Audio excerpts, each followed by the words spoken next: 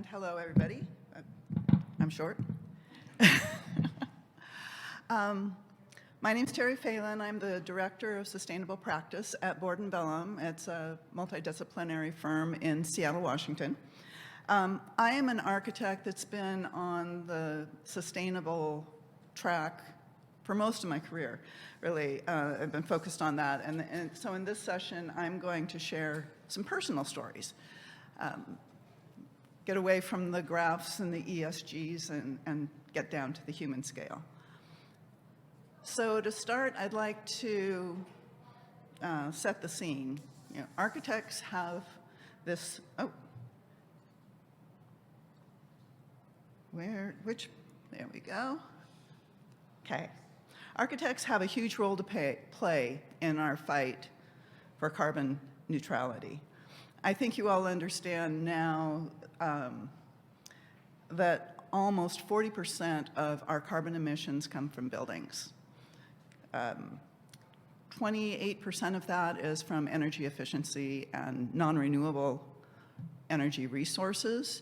11% of that is from embodied carbon that we're just really starting to get our arms around. For instance, you know, Granite was talking yesterday about concrete and cement. And I mean, it's a huge contributor to carbon due to the high heat that's needed to cook the cement. And it's ubiquitous in construction. Our buildings are holding all that. So in response, in 2006, the initiative Architecture 2030 was launched. This initiative invited design professionals to commit publicly to making all our projects carbon neutral by the year 2030, and to be held accountable by uploading the data from every project to share progress across the industry. This was really the start of the 2030 movement, and it was 10 years later that the UN set up the Sustainable Development Goals. And it's changed codes and really moved initiatives all over the world. So I entered the profession on a road less traveled, through apprenticeship rather than university education. Home design was my focus, and for several years I worked under other architects and developed my skills. However, I grew up as an environmentalist, and I was doing projects for mostly custom homes for people of wealth, and it just didn't feel right. So in 1992, I started my own firm and soon discovered straw bale construction. Now, straw bale construction is, you know, just as it sounds. It's taking huge bales of straw and stacking them up and making walls out of them. It was a natural material. It was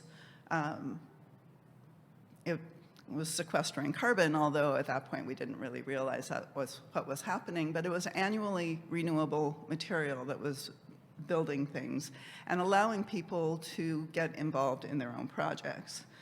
I adopted the mantra, help me learn so I can teach, and I dove in deep, teaching workshops, doing events, designing homes with this project or this product, and that was my entry point into sustainable design. I set the intention to be doing nothing but sustainable projects in the next 5 years. It actually took 8, but setting the intention was key. Intentions are super powerful things. And then in the year 2000, there was enough work that I could bring on some staff. And soon we were 5, and then 7. And we were walking the walk and felt like we were making a difference. Lesson in hindsight, it would have been really good for me to have a business plan in place when I did this, but that's for another story. Then in 2007, I attended the first Living Future conference in Seattle, which was where ILFI was first launched, and learned about really what was going on with climate change. Ed Masria was talking about the sea levels rising and humans being displaced, and talked about this new initiative called Architecture 2030. It really laid bare how my efforts, I thought I was making these big changes, and I was just a little drop in the bucket. And I was overwhelmed. I mean, here I had this firm that we were doing custom homes and, you know, some small affordable housing developments, and I just felt like I wasn't doing enough. I needed to do something different. I was also overwhelmed because I'd grown this business without having a business plan. So it was a point for me to step back, go back into business for myself, and the next year I started an interview-style internet radio show, which is today known as a podcast. One of the things about being an early adopter is, you know, you're there before the terminology happens. So for 4 years, I did this internet radio show. I was aired on 2 public radio channels in Seattle, and I got to talk with some of my green building heroes and really help spread the word. And it was a lot of fun and not very financially rewarding. I mean, it was a really great way to stay busy during the recession. But after a couple years, I kind of let that go and moved back into designing. You know, work eventually picked back up. And in 2014, it made sense to bring somebody else into the company with me. I was in my mid-50s and starting to understand the benefit of scaling up to build value and maybe to pass this business on to somebody else. There's quite a timeline that needs to happen if you're going to bring one of your employees into an ownership model. So over the next 7 years, I grew a team that ebbed and flowed between 4 and 6. I mean, that was my comfort zone, I guess. We did the first carbon neutral accessory dwelling unit in Seattle. We were given awards for different things, and I felt, again, we were doing these meaningful projects, but I still wanted to do more. I had this drive to do more. And, you know, what about that idea of retirement? One of the challenges of being an entrepreneur is figuring out how to retire. I've talked to a few people here who have said that they have family members that have been trying to do this for years, selling their small business. And it's a real challenge.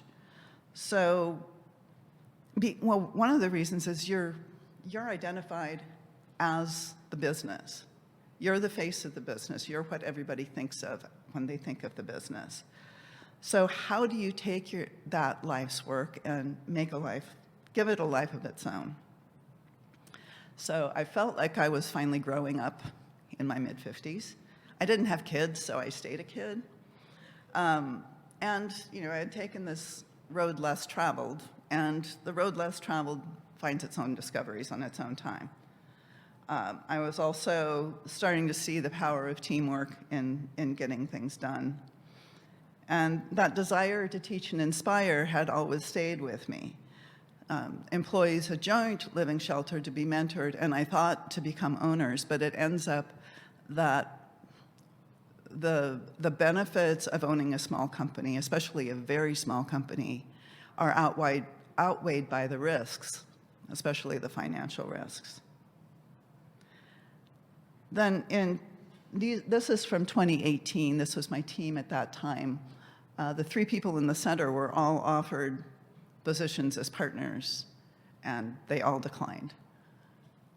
And then I lost 3 of my closest friends, including my husband, to cancer.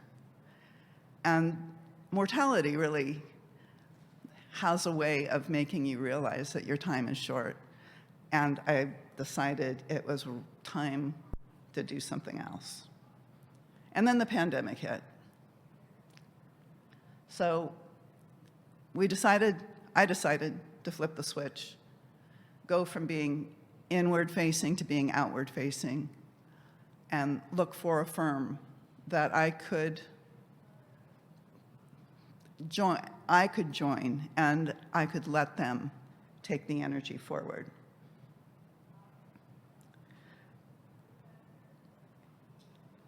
A few years earlier, I'd started working with a consultancy group, Charette Venture Group, or CVG, which is an architect's consultancy. It ends up that most architects know a lot about designing buildings and don't know anything about running a business, hence my working without a business plan for so long. And they'd found this sweet spot in helping small firms get better in that way. They ended up not only helping us on the business side, but also becoming matchmakers in finding another firm. And, it was like a dating game. You want to find the right fit. We were seeking a firm with similar values, youthful but solid energy, and had strengths that we had weaknesses. It so happened that another firm in their group were looking to really up their game in sustainability. They were open to purchasing a small firm to do so. That was a good start. Enter board and Vellum. Oops, go forward. We met in October of 2021 and immediately fell into an easy camaraderie. We were both involved in some of the same green building groups in the Seattle area. And although they'd only been in business for 12 years, they were already a firm of 50 people. They had an integrated team of architects, interior designers, and landscape architects, which was very cool for being able to do integrative design right in under one roof. They had a co-ownership model in place, an amazing benefits package, and a strong marketing and administrative support structure, and were majority women and LGBTQ folks. The supporting strengths were a big reason for the fit, our passion and network, and their courage to shift the paradigm. Our knowledge and educational programs, and their platform and resources. We were sold, literally. So in January of 22, just 4 months after that initial meeting, we had valuations done and the paperwork drawn up, MOUs signed, and in April, they hired Living Shelter's 6-person team, and we started working together. The sale then closed in September to coincide with additional staff members coming into the co-ownership group. And here we are at this year's company retreat. And it's really hard to believe it's just been 2 years since we met. Now, of course, there's much to do behind the scenes when you're blending respective families. And these two closely held groups were they were so like families to us. We were in the same market, so there was a lot of dropping hints in our marketing efforts to make sure that when the true announcement was made, that it would be embraced by our community. But that messaging was just the beginning of the integration of everything. The accounts and the clients and the responsibilities and the projects and the roles. It felt really intense at times, but I think we're just about there. I think we've got it all wrapped up, thanks to an amazing team. Now, some of you have been through mergers, but I have to say, when it's at this small of a closely held scale, it's like your whole world is changing. What is sometimes overlooked, but is a real part of this journey, is the emotional side. I mean, this was my baby. I'd run this business for 30 years, and I was pretty attached to the way that I did things. And now I was being asked to change, and I needed to leave the name behind. And so, there is some, the stages of grief are real here.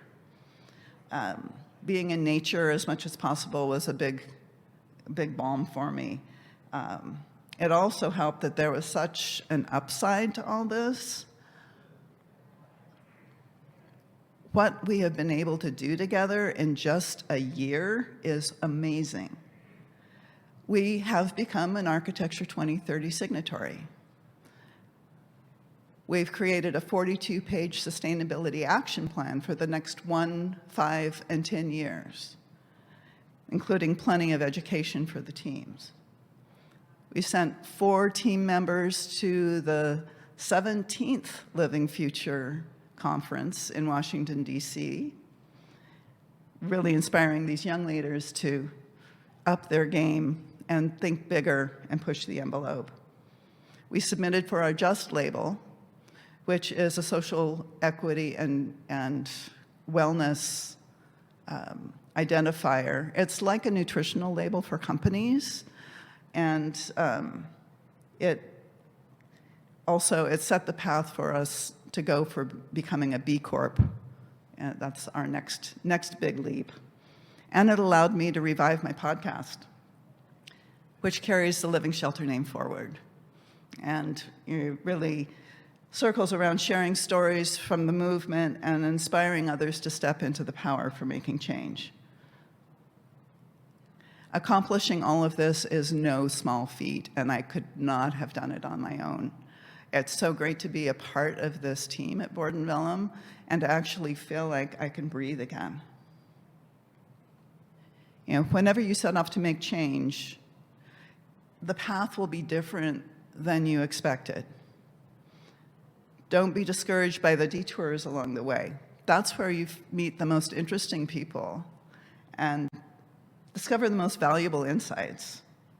I suggest setting intentions and then being open to the signs. And learn to trust your gut as well as your spreadsheet.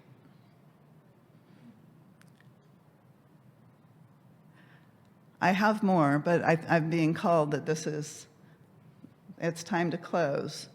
But I have to say, after a career's worth of fighting for change and making a difference at the scale that I could, I'm able to retire, knowing the fight will go on with this team carrying the torch forward. I'm enjoying working with the team until the end of 2024, when I think I'm going to teach kids how to grow food. I think that's like my next thing. So keep pushing the boundaries. Keep spreading your messages. We can do things at all different scales. Thank you.